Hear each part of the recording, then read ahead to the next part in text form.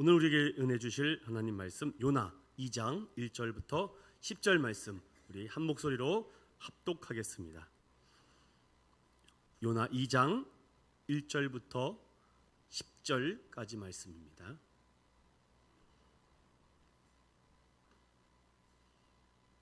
함께 봅니다. 시작. 요나가 물고기 뱃속에서 그의 하나님 여호와께 기도하여 이르되 내가 받는 고난으로 말미암아 여호와께 불러 아뢰었더니 주께서 내게 대답하셨고 내가 스올의 뱃속에서 부르짖었더니 주께서 내 음성을 들으셨나이다. 주께서 나를 깊은 속 바다 가운데에 던지셨으므로 큰 물이 나를 둘렀고 주의 파도와 큰 물결이 다 내 위에 넘쳤나이다. 내가 말하기를 내가 주의 목전에서 쫓겨났을지라도 다시 주의 성전을 바라보겠다 하였나이다. 물이 나를 영혼까지 둘러싸우며 기쁨이 나를 에워싸고 바다불이 내 머리를 감쌌나이다. 내가 산의 뿌리까지 내려갔사오며 땅이 그 빗장으로 나를 오래도록 막았사오나 나의 하나님 여호와여 주께서 내 생명을 구덩이에서 건지셨나이다. 내 영혼이 내 속에서 피곤할 때에 내가 여호와를 생각하였더니 내 기도가 주께 이르렀사오며 주의 성전에 미쳤나이다. 거짓되고 헛된 것을 숭상하는 모든 자는 자기에게 베푸신 은혜를 버렸사오나 나는 감사하는 목소리로 주께 제사를 드리며 나의 소원을 주께 갖겠나이다. 구원은 여호와께 속하였나이다 하니라. 여호와께서 그 물고기에게 말씀하시매 요나를 육지에 도하니라. 아멘. 요나 말씀 또 증거할게요. 우리 제목을 한번 따라해 볼까요? 하나님밖에 남지 않을 때 은혜 앞에 항복하다.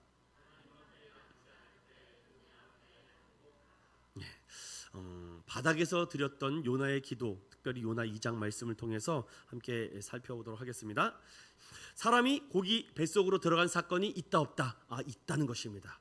대표적으로 사건이 크게 세 가지 사건이 있었는데 2019년도에 영국 신문지에 사람이 고기 입속으로, 즉 큰 물고기, 브라이드 고래라는 큰 물고기가 그 사람이 들어갔다라는 실제적인 촬영이 있었습니다.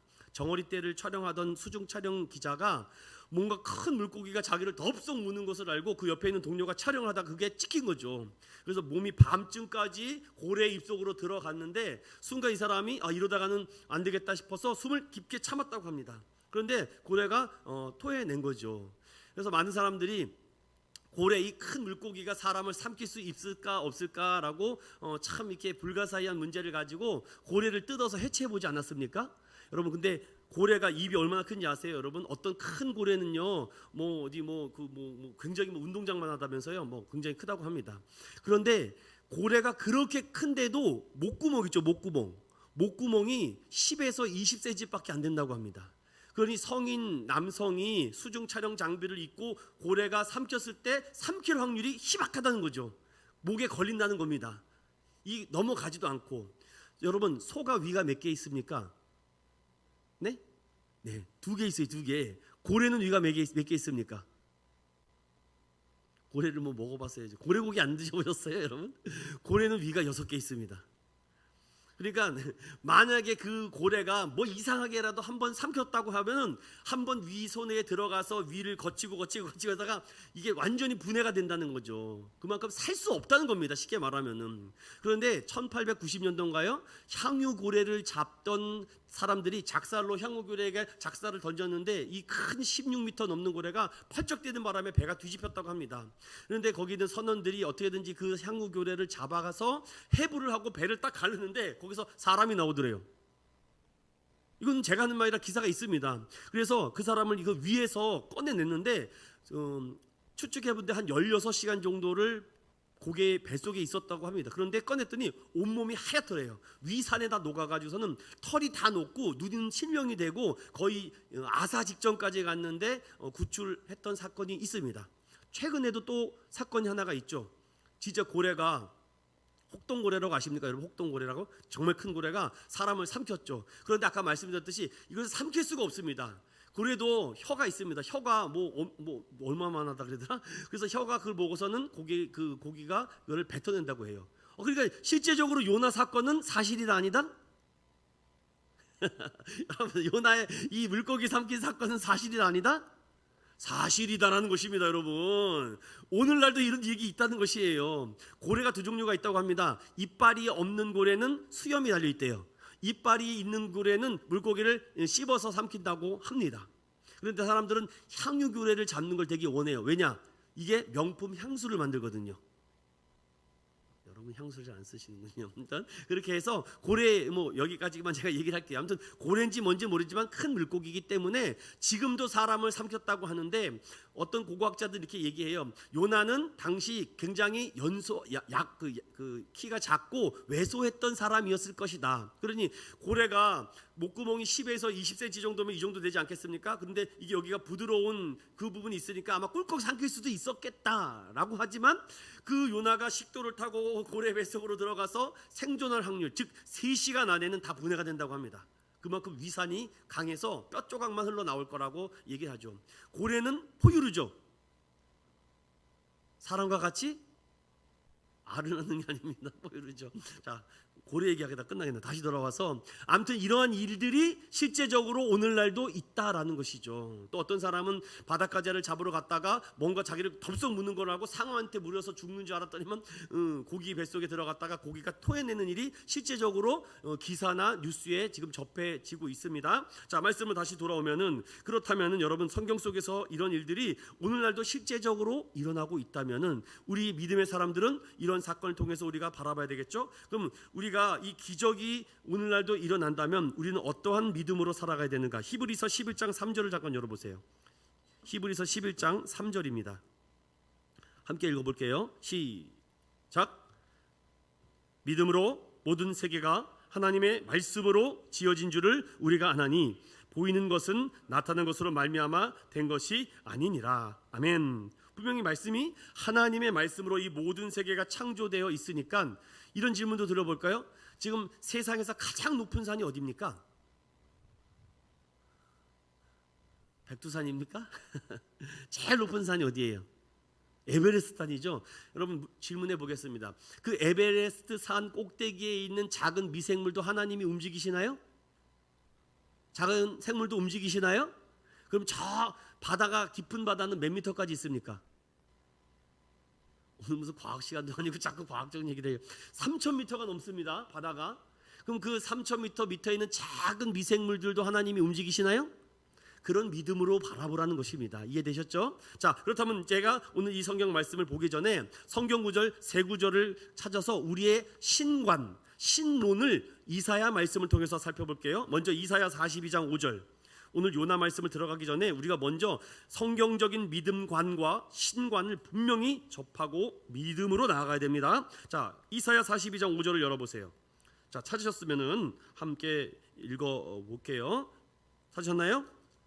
네, 그럼 읽어보겠습니다. 시작.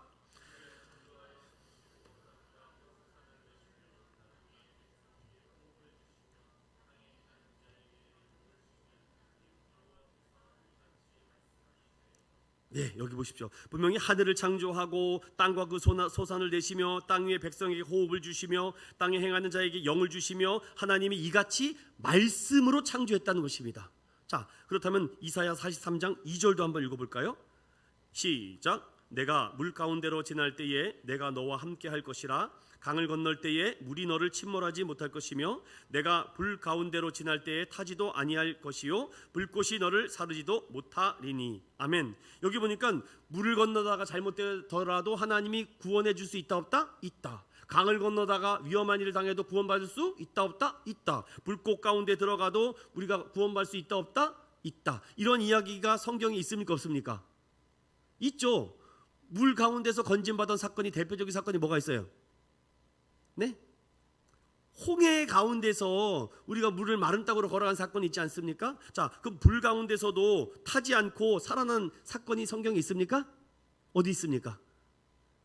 그렇죠. 다니엘에 있었죠. 사드락과 메삭과 아벳느고가 불구덩이에 들어가서 7배나 뜨겁게 했는데도 불꽃 가운데서도 구원을 얻는 것이죠. 자, 이런 믿음이 우리에게 말씀을 통해서 자꾸 확인되고 점검되고 증명돼서 성경을 통한 믿음이 자꾸 회복을 돼야 되는데, 마지막으로 이사야 45장 5절에서 7절은 이사야가 말하는 신관입니다. 이 부분을 우리가 다시 한번 정확하게 읽어보도록 하겠습니다. 이사야 45장 5절에서부터 7절 시작. 나는 여호와라, 나 외에 다른 이가 없나니 나 밖에 신이 없느니라. 너는 나를 알지 못하였을지라도 나는 내 띠를 동일 것이요 해 뜨는 곳에서든지 지는 곳에서든지 나 밖에 다른 이가 없는 줄을 알게 하리라. 나는 여호와라, 다른 이가 없느니라. 나는 빛도 짓고 어둠도 창조하며 나는 평안도 짓고 환난도 창조하나니 나는 여호와라, 이 모든 일을 행하는 자니라 하였노라. 아멘. 자, 제가 지금 계속해서 반복하는 것이 무엇입니까? 하나님이 창조하고 역사하고 하나님이 다스리고 운행하시는 하나님의 주권에 대해서 말씀드려요. 이 하나님의 주권에 대해서 정말로 자신의 온 마음과 온 생명을 다해서 드린 기도가 있습니다. 그 기도가 어디 있어요? 사무엘상입니다. 자, 사무엘상으로 쭉 넘어가 보겠습니다.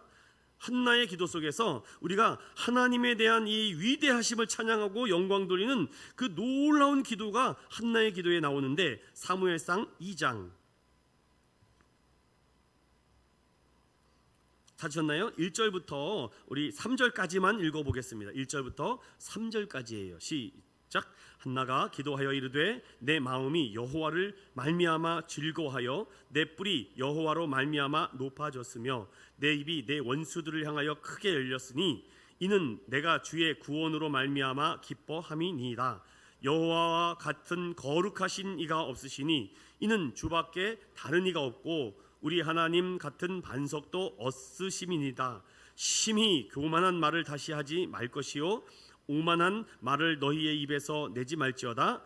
여호와는 지식의 하나님이시라. 행동을 달아보시느니라. 아멘. 임신하지 못했던 한나에게 하나님은 태의 문을 열어서 몇 명이나 낳게 하십니까? 몇 명이나 한나에게 자녀를 주세요? 하나님께서? 저를 보면 막 자녀가 막 생각납니까? 여러분, 그 바로 여기 5절에 있잖아요. 몇 명이나 낳았습니까? 그렇죠. 7명이나 나왔어요. 참 하나님의 은혜가 되지 않습니까?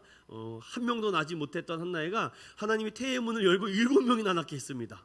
와, 참 축복이에요. 참 그 밑에 6절과 7절을 그래서 한나가 이렇게 고백합니다. 함께 또 읽어볼게요. 시작. 여호와는 죽이기도 하시고 살리기도 하시며 스월에 내리기도 하시고 거기에서 올리기도 하시는도다.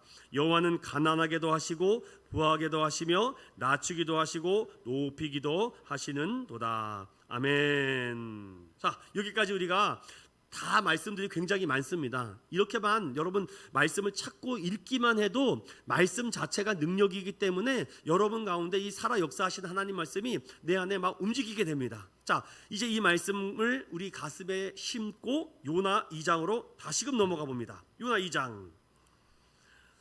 자, 요나 2장으로 넘어왔어요. 요나 2장 보기 전에 1장 17절을 읽어봅니다. 1장 17절 시작. 여호와께서 이미 큰 물고기를 예비하사 요나를 삼키게 하셨으므로 요나가 밤낮 3일을 물고기 뱃속에 있으니라. 아멘. 물고기 뱃속에 3일 동안 있을 수 있다 없다? 과학적으로 없다. 그러나 하나님은 하실 수 있다. 왜냐? 아까 우리가 이사야 말씀도 받고 사무엘상 말씀도 하나님은 모든 것을 다스리시기 때문에 얼마든지 할 수 있겠죠. 자, 그러면은 이 말씀을 가지고 우리가 요나의 상황과 요나의 신앙과 태도, 그리고 오늘날 우리가 하나님의 은혜 앞에 항복하는 자와 항복하지 않는 자의 삶이 얼마나 극명하게 갈라지고 나눠지는지 우리가 말씀을 찾아보면서 함께 은혜를 나누겠습니다. 자, 2장을 보십시오. 1절에 요나가 물고기 뱃속에서 그의 하나님께 무엇했다고 되어 있습니까? 기도했다고 되어 있어요. 여러분 한번 질문해 볼게요. 이 5시간은 제가 성경을 강론하는 시간이 아니라 자꾸 제가 질문하는 겁니다. 자, 그 요나가 물고기 뱃속에서 며칠 만에 기도했을까요? 네? 네? 바로 물고기 뱃속에 들어가자 아이고 주님 살려주세요. 나 죽을 것 같아요 라고 막 이랬을까요? 아니, 그냥 추측하는 거예요. 이게 정답은 없습니다. 얼마 만에 기도하겠을까? 네? 여러분들이 마스크를 써서 지금 누가 말하는지 제가 막 감을 못 잡아요. 들어가자마자 의대가 충만합니다. 자, 그러면 그 상황을 우리가 한번 생각해 볼게요. 자, 사람들이 하나, 둘, 셋 집어 던졌어요. 그럼 바다 한가운데 얼마나 깊겠습니까? 그럼 요나가 물속에 첨벙하고 들어갔겠죠. 자, 꼬르륵 들어갔는데 이미 큰 물고기를 준비해서 요나를 삼켰습니다. 삼켰는데 뭔 기도가 나옵니까? 여러분, 뭔 기도가 나와요? 정신이 없어 죽겠는데 뭔 기도가 나가요? 막 식도를 타고 막 몸에 스르륵 들어가는데 뭔 기도가 나옵니까? 아마 저는 순간적으로 쇼크를 먹어서 정신을 잃었을 거라고 봐요. 이건 제 생각입니다, 여러분. 뭐 어떤 분이 목사님의 말씀이 다니엘 6장을 설교하는데 이러더라고요. 기도하지 못하게 하니까 하나님 앞에 절하지 말고 내 앞에 절하라고 딱 얘기를 하지 않습니까? 안 그러면 다 사자굴에 집어넣는다고 얘기하잖아요. 그래서 어쩔 수 없이 법명을 어긴 이 다니엘을 사자굴에 집어넣으려고 합니다. 그럼 여러분 생각해 보세요. 자, 다니엘을 그 큰 구덩이에다가 밀어뜯어 넣습니다. 그러면 사자의 구덩이가 여러분 생각하기에는 이렇게 우물물처럼 깊게 파가지고서는 거기다 다니엘 집어넣겠습니까? 아니면 이게 직선으로 된 굴에다가 다니엘을 집어넣겠습니까? 네? 아니, 어린애들한테 물어보니까 깊은 구덩이에 빠졌다고 하니까 깊은 구덩이에 이렇게 빠져서 거기다가 사자를 집어넣는 것도 힘들겠어요, 보니까. 그러니까 이게 어떤 관점으로 바라보느냐에 따라서 틀립니다. 굴을 파가지고서 거다 집어넣을 수 있고, 뭐 깊은 웅덩이를 파든 아니면 지가 요새 같이 땅굴을 파놨든지 그거는 잘 모르겠고, 아무튼 구덩이를 파서 사자를 굶주린 사자를 집어넣었다는데 다니엘이 여기다가 하나, 둘, 셋 하고 집어 던졌겠지 않습니까? 그럼 여러분, 그 떨어지는 순간에 어떤 분이 이렇게 얘기하더라고요. 다니엘은 그때 기도했을 것이다. 어떻게 기도했을 것 같아요? 네? 여러분, 다니엘이 그 사자굴에, 우리는 이렇게 생각을 해야 돼요. 이게 던졌다고 하니까 굴 속에 이렇게 떨어뜨린다고 생각하고, 만약에 직선 굴이면 이렇게 집어넣은 거 아닙니까? 이렇게. 그리고 굴을 막아버렸을 거 아닙니까? 그러니까 이게 어떤 굴에 위치해 있느냐에 따라서 이게 상황이 완전 달라져요. 자, 그럼 웅덩이가 파였던 깊은 웅덩이식에 집어넣었다고 생각합시다. 그러면 거기다가 다니엘을 집어 던졌겠죠. 뭐 밀어넣든지 발로 찼든지 넘어졌습니다. 그럼 다니엘이 어떻게 기도했을까요? 들어가기 전에 기도했다. 할렐루야. 역시 믿음이 역시 확실히 벌써 우리는 들어가기 전에 기도하는 거죠. 네, 맞습니다. 들어가기 전에도 기도했는데 떨어질 때는 어떻게 기도했을까요? 응? 떨어졌을 때는 어떻게 기도했을까요? 떨어졌을 때 기도가 나왔을까요? 어떤 목사님이 정말 비상한 머리세요. 참 그런 은혜를 받고 싶어요. 이렇게 기도했다는 겁니다. 이 굴에 딱 빠지는 순간 하사 이렇게 기도했다는 겁니다. 그래서 하나님 사자 이렇게 기도를 했다고 해요. 갑자기 그 생각이 지금 버뜩 나네요. 준비된 설교는 아닌데.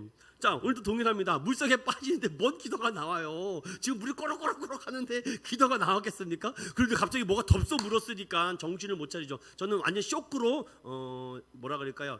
절도했다고 할까요? 기절했다고 봅니다. 그래서 저는 추측건데 3일 만에 정신을 차리고 기도하지 않았을까요? 어떻게 동의하십니까, 여러분? 저는 왜냐하면 1장 17절에 보니까 요나가 물고기 뱃속에 3일 있었다고 돼 있어요. 그러면 몇 시간입니까? 시간적으로 72시간이에요. 그럼 제가 그 시간대까지 정신을 차리고, 여러분 생각해 보세요. 물고기 뱃속에, 우리 뭐 물고기 뱃속에 들어가 본 적이 있어야죠. 근데 우리가 음식물을 먹잖아요. 그럼 1차적으로 우리가 이 치아를 통해서 음식을 부숩니다. 이미 1차적으로 부서진 음식을 먹어서 이빨로 부숩니다. 그리고 위산과 위액이 나오죠. 침이 섞여가지고 음식물이 이 조그만 목구멍을 통해서 이따만한 음식이 들어갑니다.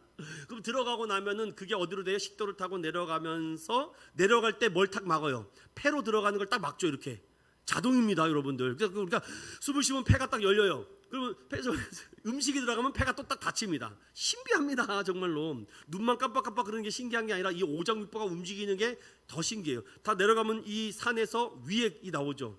그럼 그걸 녹이지 않습니까? 동일해요. 이 좁고 좁긴 이 요나가 그 통로로 들어가서 그곳의 상황이 어땠을까? 저는 아마 눈을 뜨지도 못했을 거라고 생각이 들어요.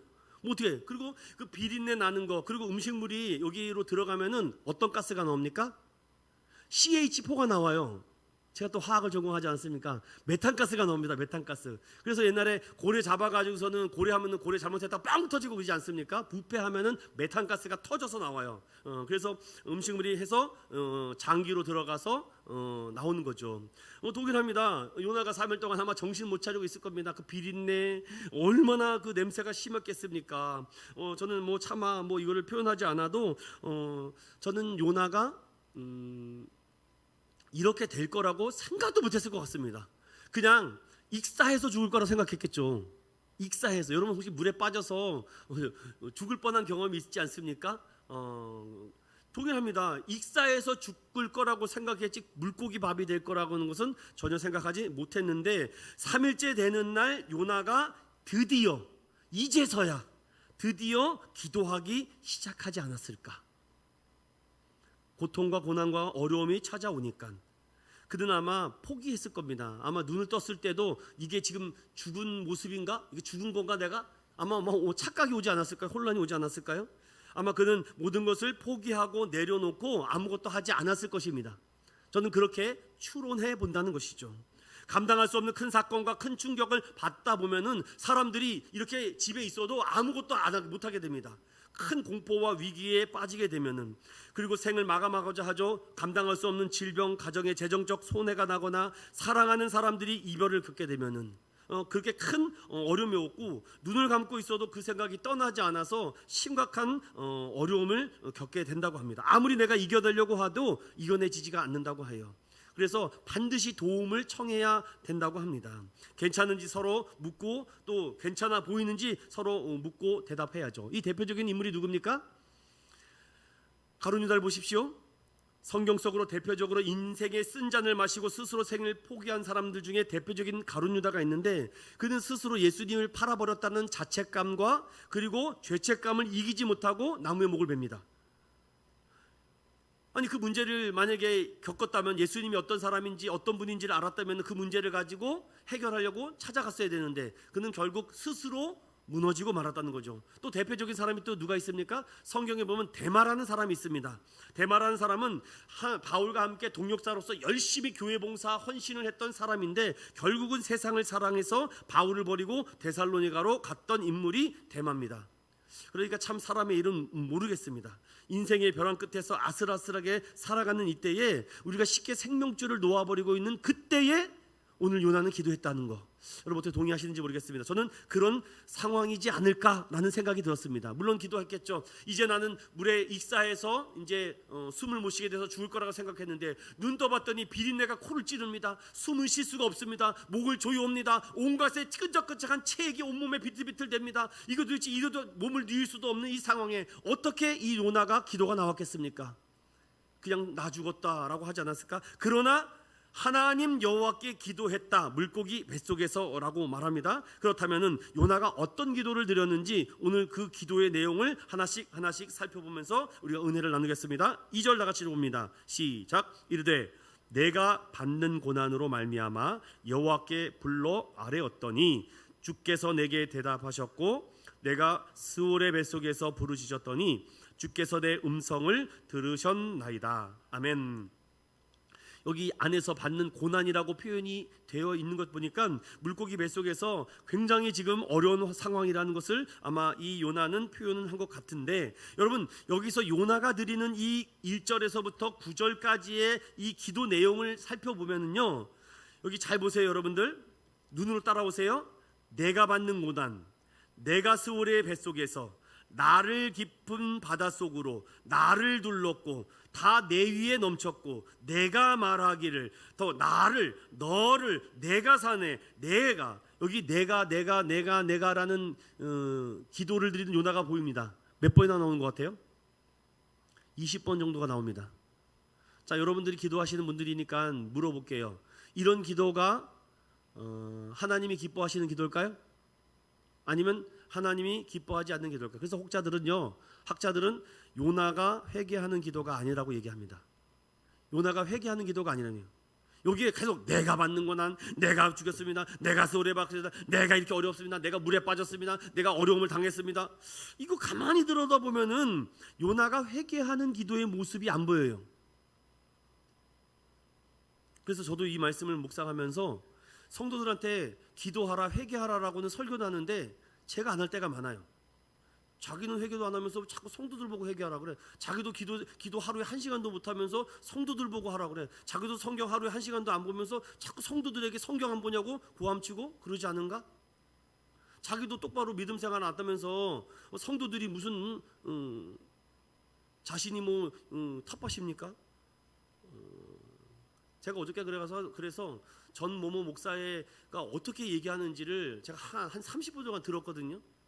근데 이번에는 요즘은 이제 영어를 통역하는 사람하고 같이 이렇게 따라다니나 봐요. 막 같이 막 그래서 뭔 얘기를 하는지 그런데 사람들이 막 두 손 들어 아멘 아멘 하면서 목사님 최고 막 그러는데 아유 막 가슴이 떨려 죽겠어요. 저는 막 사람들이 영의 눈이 가리워지니까 저 사람이 지금 어떻게 나아가고 있는지도 그러면서 이거예요. 내가 말이야 좌파 목사 중에 제일 복음주의야.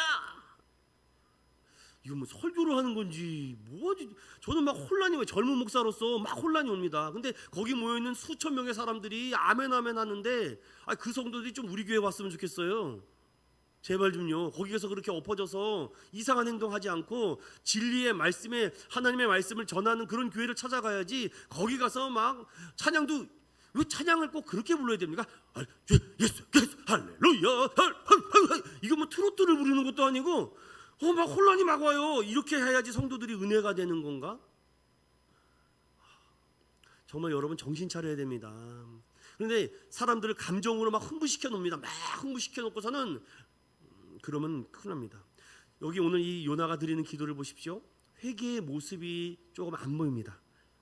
물고기 뱃속에 있으면서도 불구하고 그는 두 번 다시 이런 경험을 겪어볼 수 없지만 최악의 상황에서 이렇게 기도하는 모습에 다른 측면에 봤을 때는 요나가 정말 처절하게 울부짖고 기도하는 모습처럼 보이지만 기도의 내용의 한 단어 한 단어를 꿰뚫어 들어가면은 아직도 자기가 살아있어요. 내가 살아있는 기도입니다. 저는 그분이 겸손하게 하나님 나 죽여주십시오 이렇게 나왔다면 그래도 뭔가 리스펙이 있을 것 같은데 정말 앞으로 어떤 일이 일어날지 참 모르겠습니다. 이 말씀 중에 보세요. 내가 받는 고난으로 말미암아 여호와께 불렀다. 여러분 꼭 고난 받아야지 하나님을 찾습니까? 예수님을 믿는 사람들 중에 극심한 그 질병과 고난 중에서 하나님 만나서 돌아오신 분들도 있습니다. 그럼 여러분들 좀 이렇게 물어볼게요. 꼭 그렇게 고난과 질병과 환난과 사기, 암 이런 거 당해서 그때 예수님을 만나야지만 큰 은혜가 있나는 건 그렇게 안 당하고도 예수님 믿을 수 있습니다, 여러분. 그런 고난이 없어도 환난이 없어도 얼마든지 예수님 믿고 영광 돌리고 하나님을 할 수 있습니다. 꼭 어떤 극심한 어려움과 죽을 병을 걸려야지만 됩니까? 그렇게 그런 분이 와서 설교하면 은혜가 되고 아무 삶에 어려움이 없는 사람이 오면은 괜찮습니까? 그런 게 아니라는 것이죠. 그래서 우리가 이 두 가지 인생 속에서 할 수 있으면은 환난과 어려움과 역경이 없는 그런 은혜가 더 좋지 않겠습니까? 자, 그런데 보세요. 주께서 내게 대답하셨다. 참 이런 고난 중에 하나님께서는요 우리의 기도를 좀 킵해 놓으시는 것 같아요. 왜냐면은 하나님은 요나를 통해서 요나의 기도를 들어주시려고 한 것 같습니까? 이 전체적인 요나의 전체 1장부터 4장을 보면은요 제가 이미 결론을 좀 드리고 갈게요. 하나님이 지금 요나의 기도를 응답하시고 들어주시기 위해서 합니까? 아니면 이 요나를 통해서 할 일이 있기 때문에 요나를 구원해 주시는 겁니까? 저는 후자가 더 강하다고 봅니다. 요나를 통해서 해야 될 일이 있어요. 요나의 기도를 응답해 주는 것이 아니라 하나님이 요나를 통해서 하실 은혜와 니느웨를 구원할 하나님의 목적이 있기 때문에 하나님은 그의 기도를 그냥 킵해 두는 것 같아요. 보세요. 내가 스올의 백석에서 부르짖었더니 주께서 내 음성을 들었다. 어떻게 응답하시는지 보세요. 3절 다 같이 해봅니다. 시작.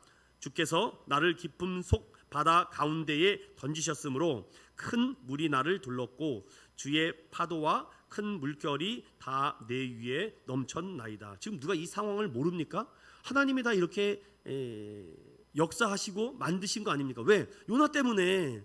요나 돌아오게 하려고 하나님은 몇 가지 방법을 사용하시는지 보십시오. 큰 풍랑을 이용합니다. 큰 물고기를 이용합니다. 요나 돌아오게 해서 그 선원들을 사용하십니다. 선장을 이용합니다. 배를 사용합니다. 아니 요나 한 명 돌아오게 하려고 많은 엄청난 물질적 손해를 보게 합니다. 왜냐? 요나가 이뻐서요?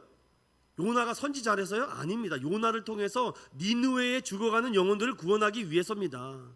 하나님이 뜻하신 계획은 이거밖에 없어요. 그런데 계속해서 그의 자신의 상황만을 내가 조금 좋은 가정에 있었으면, 내가 좋은 부모를 만났으면, 내가 좋은 형제 자매를 만났으면, 좋은 직장에 들어갔으면, 나도 금수저였으면, 결국은 나 중심의 기도를 드리고 있다는 거죠. 그러면서 4절 중요합니다. 어떻게 이 기도가 바뀌고 있는지 보세요. 4절 읽어봅니다. 시작. 내가 말하기를 내가 주의 목전에서 쫓겨났을지라도 다시 주의 성전을 바라보겠나이다. 아멘. 예전에 이런 얘기를 많이 들어봤어요. 여러분도 아시나요? 이런 뭐 우스갯소리가 아니라 이런 얘기가 있었죠. 죽자니 청춘이요 살자니 고생이라. 우리 어르신들은 잘 아시죠. 참 이런 얘기가 공감도 되고 이해도 되지만 우리 그리스도인들은 이런 고백이 좀 없었으면 좋겠어요. 정말 이 고백보다 더 멋진 표현과 고백이 있지 않겠는가? 육신의 잠을 자던 요나가 점점 내려가 깊은 바닷속까지 빠지게 되는 것은 누구 때문입니까? 자신이 잘못해서이겠죠. 그래서 여러분들 사랑하는 마음으로 이렇게 드립니다.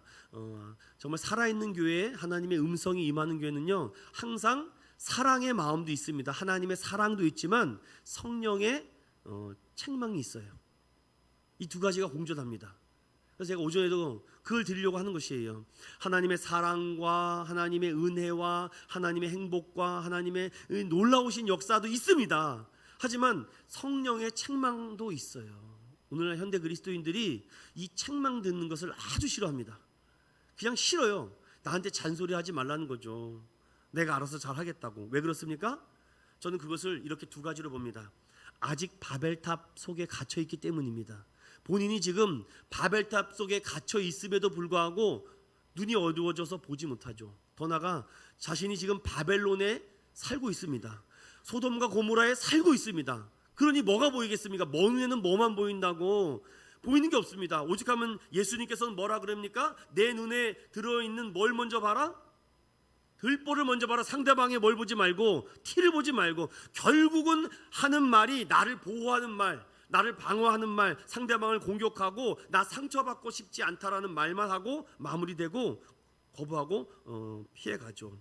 바벨탑 속에서 갇혀 살고 소돔과 고모라 땅에만 관심이 많으니까 내가 정말 크게 어렵지 않기 때문에 통곡과 금식과 눈물로 하나님을 찾지 않는다고 합니다. 자, 그렇다면은 오늘 이 4절에 내가 말하기를 주의 목전에서 쫓겨나도 다시 주의 성전을 바라보겠다라고 돼 있죠. 자, 여기 7절을 다시 읽어봅니다. 동일한 말씀이 있어요. 7절에 시작. 내 영혼이 내 속에서 피곤할 때에 내가 여호와를 생각하였더니 내 기도가 주께 이르러 싸우며 주의 성전에 미쳤나이다. 아멘.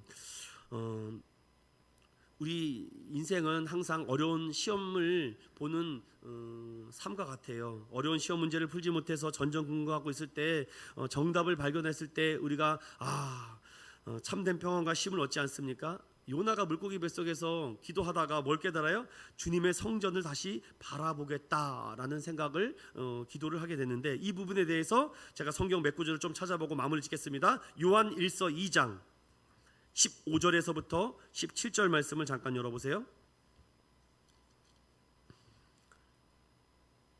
요한 1서 2장 15절부터 17절입니다. 시작. 이 세상이나 세상에 있는 것들을 사랑하지 말라. 누구든지 세상을 사랑하면 아버지의 사랑이 그 안에 있지 아니하니, 이는 세상에 있는 모든 것이 육신의 정욕과 안목의 정욕과 이생의 자랑이니 다 아버지께로부터 온 것이 아니요 세상으로부터 온 것이라. 이 세상도 그 정욕도 지나가되 오직 하나님의 뜻을 행하는 자는 영원히 거하느니라. 아멘. 제가 드리고 싶은 말이 이 안에 다 담겨져 있습니다. 하나님을 안다, 하나님을 믿는다, 하나님을 사랑한다라고 하면 그의 계명을 지키는 거거든요.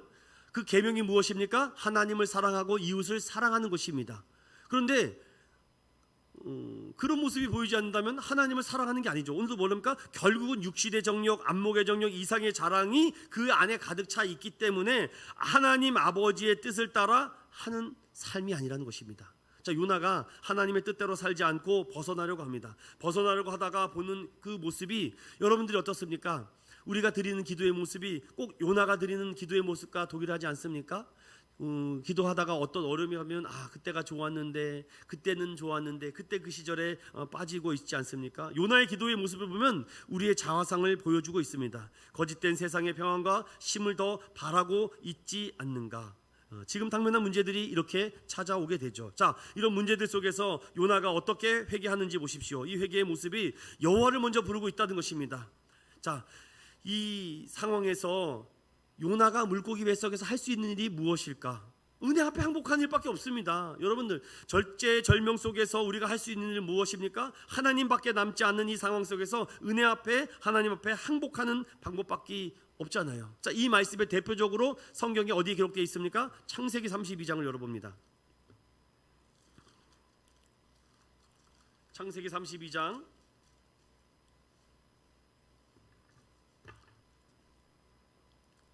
24절부터 30절까지 야곱에 대한 항복 선언을 하고 있는 것입니다. 시작. 야곱은 홀로 남았더니 어떤 사람이 날이 새도록 야곱과 씨름하다가 자기가 야곱을 이기지 못함을 보고 그가 야곱의 허벅지 관절을 치매 야곱의 허벅지 관절이 그 사람과 씨름할 때에 어긋났더라. 그가 이르되 날이 새려하니 나로 가게 하라. 야곱이 이르되 당신이 내게 축복하지 아니하면 가게 하지 아니하겠나이다. 그 사람이 그에게 이르되 내 이름이 무엇이냐? 그가 이르되 야곱이니이다. 그가 이르되 내 이름을 다시는 야곱이라 부를 것이 아니요 이스라엘이라 부를 것이니 이는 내가 하나님과 및 사람들과 겨루어 이겼음이니라. 야곱이 청하여 이르되 당신의 이름 알려주소서. 그 사람이 이르되 어찌하여 내 이름을 묻느냐 하고 거기서 야곱에게 축복한지라. 그러므로 야곱이 그곳 이름을 브니엘이라 하였으니 그가 이르기를 내가 하나님과 대면하여 보았으나 내 생명이 보존되었다 함이더라. 아멘. 야곱이 20년 동안 자신의 이름을 숨기며 살았습니다. 아내로, 가족으로, 재물로 숨기려고 했는데 결국은 야복강 나루터에서 다 때를 물리고 나서 혼자 남아 하나님 앞에 항복 선언하는 것이 이 부분입니다. 하도 굴복하지 않으니까 허벅지 관절을 쳐버립니다. 오늘날 말하면 엉덩이뼈예요. 엉덩이뼈를 때려쳐버리니까 쩔뚝거리지 않겠습니까? 그래서 쩔뚝발이 야곱이라고 하는 거죠. 그런데 평생 그들은 그 엉덩이뼈를 먹지 않았다는 얘기가 여기서부터 시작되는 겁니다. 자, 그런데 중요한 것은 무엇입니까? 그가 내 이름이 무엇이냐라고 말할 때 야곱입니다라고 말하는 것이 항복이에요. 여러분 주변에 잘 믿지 않고 돌아오지 않는 사람들 항복해야 돌아옵니다. 사람에게 항복해서 안 돌아옵니다. 하나님께 항복해야지 돌아옵니다. 오늘 야곱이요 20년 동안 얼마나 자신을 철저하게 숨기면서 살았는지 모릅니다. 자신의 이 삶 속에 얼마나 어려운 일들이 많았음에도 불구하고 그가 하나님께 돌아오지 않아요. 그런데 하나님께서는 결국은 이 야복강 나루터에서 그를 항복시키고 바닥 밑바닥까지 던진 후에 철저하게 하나님 앞에 기도하고 그의 이름을 이제 이스라엘, 겨루어 이겼다라는 이름을 주시고 그곳에서 내가 하나님을 만나 대면했지만 내가 죽음을 면치 않았다. 그래서 그것을 브니엘이라고 이름을 짓지 않습니까?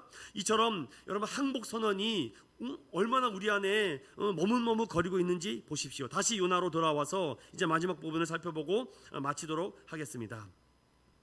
요나는요 회개함 속에서 하나님을 찾고 구하고 두드리고 있지만 아직 나 중심과 내 자아가 살아서 움직이지 않습니다. 그럴 때 그가 점점 그 아픔 중에 고난 중에 고통 중에 시간이 흘러가니까 결국은 그가 어떻게 기도합니까? 9절입니다. 9절을 읽어보겠습니다. 시작. 나는 감사하는 목소리로 주께 제사드리며 나의 서원을 주께 갚겠나이다. 구원은 여호와께 속하였나이다 하니라. 아멘. 이것이 항복이에요. 여러분 결국 보면은요 나 중심에서 하나님 중심으로 가는 사람들은요 감사해요. 그냥 이런 가정을 주셔서 감사합니다. 이렇게 교회에 섬길 수 있도록 또 내 아내 또 가정 그냥 모든 게 다 감사하다고 해요. 그냥 모든 게 그냥 감사. 그리고 뭐라 그럽니까? 내 구원은 하나님께 속했다. 하나님의 헤세드를 구하고 있지 않습니까? 요나가 가장 먼저 깨달은 은혜가 무엇입니까? 이런 불만이 있었죠. 왜 하나님은 저 니느웨 성의 사람들을 구원하려고 하십니까? 저 악한 사람들, 잔인한 사람들, 우리에게 어떤 핍박과 아픔을 준지 주님께서 더 잘 아시지 않는데 왜 그들을 구원하시려고 합니까? 그런데 하나님의 은혜를 알아버리죠. 하나님은 무엇보다도 니느웨 사람들을 은혜로 용서받고 구원받게 하는 것이 하나님의 목적이라는 것을 요나가 깨닫게 되죠. 그래서 우리가 아무리 옳다 인정을 받다고 해도 하나님의 뜻을 알기는 어렵습니다. 자, 성경 몇 구절만 보고 우리가 좀 마무리를 하겠습니다. 우리가 기도할 때에 어떻게 기도하고 하나님의 뜻이 무엇인지를 몇 구절 찾아보고 마칩니다. 잠언 16장 2절과 3절 열어봅니다.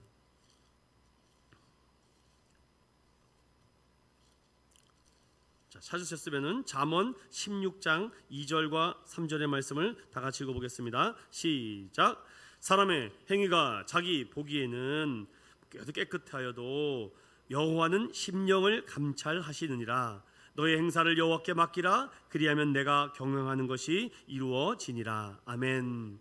결국 우리의 기도가 어디까지 흘러나와야 됩니까? 하나님께 다 맡겨야 되는 것입니다. 오늘 요나가 결국은 하나님 내가 고난받았습니다. 내가 이렇게 얘기하다가 결국은 하나님 감사합니다. 내가 할 수 있는 게 아무것도 없군요. 나는 무능력합니다. 나는 무지합니다. 저는 연약합니다. 주님 일하여 주시옵소서. 결국 하나님께서 내 심령을 아시고 내가 아무리 옳다 깨끗하다고 해도 나를 감찰하시는 분은 하나님이시기에 하나님께 내 모든 생사화복을 맡길 때 하나님이 이루어 주신다라고 말씀하죠. 그럼 우리는 어떠한 기도의 자세가 필요한가? 그 대표적인 기도의 자세가 빌립보서 4장 6절에서부터 7절입니다. 우리는 다 암송하는 구절이니까 함께 빌립보서 4장 6절과 7절을 외워봅니다. 시작. 아무것도 염려하지 말고 다만 모든 일에 기도와 간구로 너희 구할 것을 감사함으로 하나님께 아뢰라. 그리하면 모든 지각에 뛰어난 하나님의 평강이 그리스도 예수 안에서 너희 마음과 생각을 지키시리라. 아멘. 오늘도 이 말씀을 여러분들 기억하시고, 특별히 이 빌립보서 말씀에서 우리가 항상 기억해야 될 것 중에 또 다른 말씀이 있는데, 이것이 빌립보서 3장 12절부터 14절 말씀이에요. 한번 읽어보겠습니다. 시작. 내가 이미 얻었다 함도 아니요 온전히 이루었다 함도 아니라 오직 내가 그리스도 예수께 잡힌 바 된 것을 잡으려고 달려가노라. 형제들아, 나는 아직 내가 잡은 줄로 여기지 아니하고 오직 한 일, 즉 뒤에 있는 것은 잊어버리고 앞에 있는 것을 잡으려고 표대를 향하여 그리스도 예수 안에서 하나님이 위에서 부르신 부름의 상을 위하여 달려가노라. 아멘. 요나가 하나님의 사명을 다시금 깊이 깨닫게 됩니다. 아, 나를 이 땅에 오게 하시고 나에게 어떠한 사명과 소명을 주셨는지 요나가 이제 슬슬 알게 되죠. 그 은혜에 감사하고 구원을 부렸을 때 물고기가 어떻게 해요? 토해내죠. 어디다 토해냈을까요? 네? 어디다가? 집에다가요? 집에다 토해냈어요? 여러분, 이 물고기가 이 요나를 어디다가 토해냈을까요? 태양 어디다가 토해냈냐니까요. 그냥 지나가다 아무 데다 육지에다. 그렇죠. 육지에다 토해냈는데 그 육지가 어디였을까요? 네? 바닷가 주변에 해변가에다가요? 뭐 토해냈겠죠. 왜냐면 성경에 지금 뭐라고 돼 있습니까? 분명히 육지에 토해냈다라고 돼 있는데, 한번 제가 또 추론을 해볼게요. 이 요나가 어디에서 배를 탔습니까? 저를 보면 정답이 안 나온다니까요. 여러분, 요나가 어디에서 배를 탔어요? 이제 요빠죠. 요빠. 저는요, 다시스로 가는 배를 타고 가다가 풍랑 맞아서 물고기가 삼켜서 다시 원위치를 시켰을 것 같아요. 동의하십니까, 여러분? 저는 그랬을 것 같아요. 하나님께서 다 도와주는 것 같은데 결국은 요빠에서 실수했잖아요. 넘어진 그곳에서, 쓰러진 그곳으로 다시 보내지 않았을까요? 아니, 정신을 차려보니까 여기서 내가 하나님 얼굴 피해서 다시스로 가는 배를 탔던 요빠 항구네. 여러분, 그 요빠 항구로 다시 돌아가셔야 돼요. 거기서부터 시작해야 되는데 우리는 이렇게 생각했죠. 아유, 힘든데 꼭 거기서부터 시작해야 되나요? 네, 거기서부터 시작하셔야 돼요. 요빠에서부터 시작해야 돼요. 요빠에서부터 니느웨까지는 얼마입니까? 거리가? 요빠 항구에서부터 니느웨가 어떤 나라예요? 이게 오늘 없으니까 제가 설명을 하기가 더 어렵네. 니느웨는 어떤 나라예요? 아수르 나라잖아요. 그러면 요빠는 어느 나라? 이스라엘 땅이잖아요. 유다 땅이잖아요. 그러면 그 땅에서부터 니느웨까지 몇 킬로? 부산 왕복거리입니다. 부산을 왕복하는 거리 900km입니다. 900km. 하루에 주행을 치고 뛰어갔다고 해도 사람이 하루 종일 달린다고 해도 얼마나 갈 수 있을까요? 옛날에 조선시대에 집시 싣고 몇 킬로나 가든가요? 몇 리나 가든가요? 한 2, 30리 가나요? 하루에? 잘 모르겠어요. 산 넘고 물 건너? 2, 30리는 걸어간가요? 저는 10리도 못 가고 발병 날 것 같은데요. 10리면 몇 킬로입니까? 예, 4km입니다. 10리가 4km. 그래서 10리도 못 가서 발병 난다는 건 4km도 못 가서 발병 난다는 노래예요. 그럼 2, 30리는 10km도 채 못 간다는 거죠. 근데 어떤 학자는요 연구를 해봤습니다. 이거는요 성경에 없는 얘기예요. 또 오해하지 마세요. 목사님 이상한 얘기 한다고. 이게 육지에서 탁 토해냈더니 요빠한 거예요. 에이 여기서부터 다시 가야 돼? 이왕이면 하나님 저 가까운 곳에다 토해내 주시 굳이 왜 요빠까지 내려 주십니까? 그런데 900km 되는 길을 하루에 요나가 30에서 40km를 달려갔을 거랍니다. 자 그렇다면 그냥 한번 수학을 해봅시다. 900km를 하루에 30km 정도를 갔을 때 며칠 만에 니느웨에 도착했을까요? 네? 자꾸 물어보지 말라고요 여러분들. 아무튼 많이 걸렸습니다. 많이 걸렸어요. 그런데 여러분 그 가는 과정 속에 얼마나 체력적으로 영적으로 정신적으로 고통을 받았겠습니까? 아무리 3, 40km 도보로 이동했다고 해도 혼자서 걸어가는 길이 쉽지가 않아요. 여러분 종종 신앙생활은요 혼자 걸어갈 때가 있습니다. 혼자 가야 될 때가 있어요. 다시 그 요바로 돌아와야 돼요. 다시 그 처음부터 다시 시작할 때가 있어요. 그렇기 때문에 여러분 불순종하지 말라는 겁니다.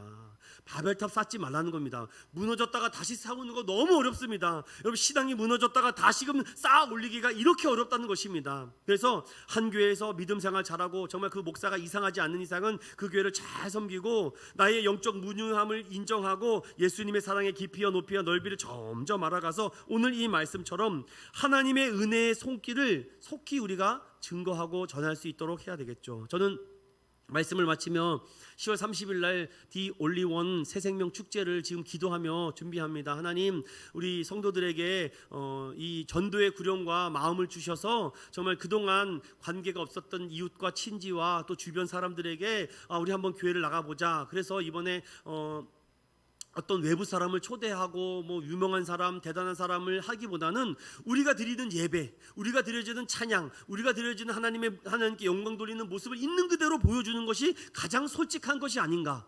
괜히 뭐 유명한 사람 여기다가 와가지고서는 지지고 볶고 하는데 다음 주에 딱 왔는데 없어요. 전 그거보다 차라리 우리가 있는 모습 그대로 하나님께 예배드리고 영광 돌리고, 그래서 좀 이렇게 선물이나 이런 것들을 좀 잘 준비해 보려고 합니다. 말씀을 마치겠습니다.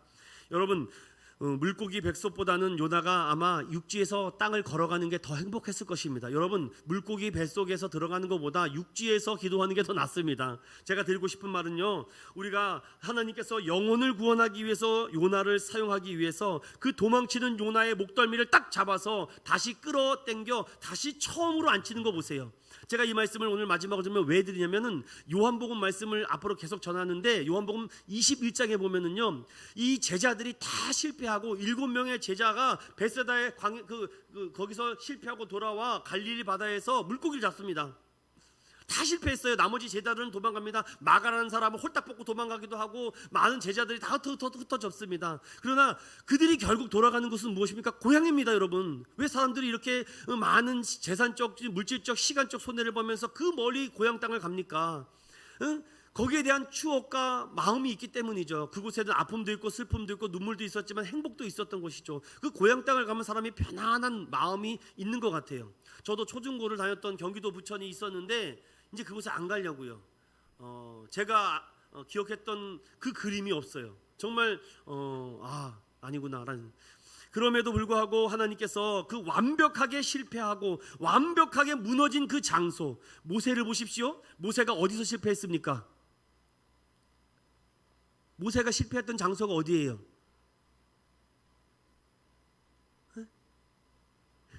모세가 실패했던 장소가 어디예요? 모세가 왕자로 있었던 왕국에서 실패했잖아요. 거기서 사람 죽이고 도망간 거 아닙니까? 그리고 하나님께서 다시 어디서부터 시작해요? 다시 그쪽으로 와서 거기서부터 시작시키잖아요. 거기서부터 진짜 사명을 다시금 하나님의 일을 감당하게 합니다. 여러분 아브라함도 보세요. 다른 사람도 다 그렇습니다. 갈릴리 바다에서 실패한 그들에게 예수님이 찾아와서 153마리의 물고기를 걷게 하신 다음에 물어봅니다. 요한의 아들 시몬아, 나를 사랑하느냐? 라고 3번 묻죠. 주님, 그렇습니다. 주님, 더 사랑해요. 그러면 뭐라 그럽니까? 내 양을 먹여라, 내 떼를 쳐라, 내 길을 따라가라. 이것이 하나님의 뜻입니다. 사랑하는 믿음의 성도 여러분, 그래서 하나님 밖에 남지 않을 때 빨리 은혜 앞에 항복해야 돼요. 좀 굉장히 자극적인 말일 수도 있습니다. 저도 자극적인 말 별로 안 좋아해요. 저도 설교할 때 부드러운 남자입니다. 되게 부드러운 남자인데 목회를 하다 보니까 부드럽게 살 수가 없어요. 그러니까 때로는 땡처라고 이렇게 냉혹할 때가 많습니다. 이 말씀처럼 우리가 하나님 앞에 항복해야 됩니다. 바닥에서 드린 기도를 하나님 응답해 주시고 결국은 그에게 부귀영화를 준 것이 아니라 다시 사명의 자리, 말씀의 자리, 기도의 자리, 은혜의 자리에 가서 항복할 때 하나님께서 그를 사용하십니다. 우리 인천은행교회도 하나님 앞에 항복해서 바닥으로부터 시작하지만 그 출발점을 통하여 하나님께서 생각하지 못했던 놀라운 비밀과 은혜를 차고 넘쳐서 하나님께서 정말 생각하지도 못했던 놀라운 축복과 은혜가 함께하는 우리 인천은행교회 또 여러분 되시기를 예수님의 이름으로 축원드립니다. 제가 기도